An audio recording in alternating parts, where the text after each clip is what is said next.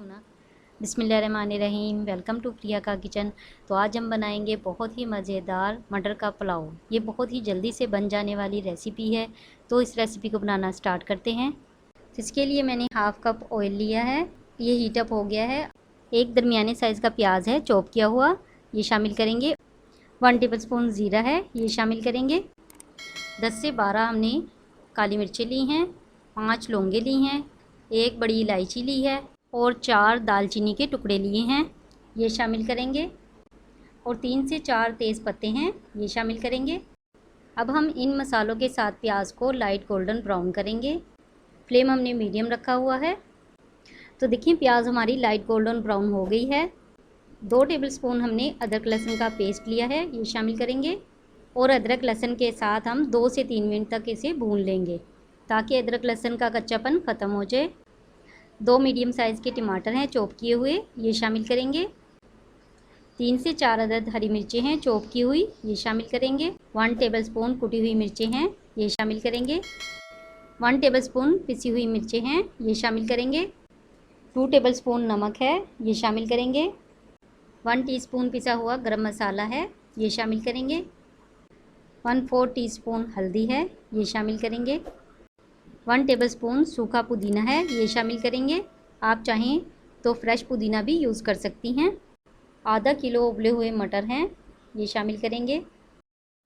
और मटर को हम मसालों के साथ 2 से 3 मिनट तक भून लेंगे। 1 टेबलस्पून पिसी हुई सौंफ है, ये शामिल करेंगे। अब हम इसमें हाफ़ कप पानी शामिल करेंगे और 2 मिनट तक हम इसको अच्छे से भून लेंगे। तो हमने मटरों को अच्छे से भून लिया है। अब हम इसमें 6 कप पानी डाल देंगे क्योंकि 3 कप हमारे पास चावल हैं जिन्हें मैंने घंटा भर पहले भिगो के रख दिया था। अब हम इसे कवर कर देंगे और फ्लेम हम हाई कर देंगे ताकि हमारे पानी को जल्दी से उबाल आ जाए। तो पानी हमारा अच्छे से उबल गया है। अब हम इसमें चावल ये शामिल करेंगे और इसको अच्छे से मिक्स कर देंगे।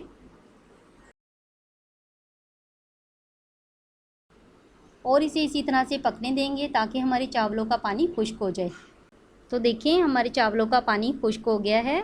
इस स्टेज पर हम फ्लेम को लो कर देंगे और चावलों को कवर कर देंगे और 10 से 15 मिनट तक हम इसको दम पे इसी तरह से रहने देंगे। 15 मिनट हो गए हैं। अब हम चावलों को चेंज करेंगे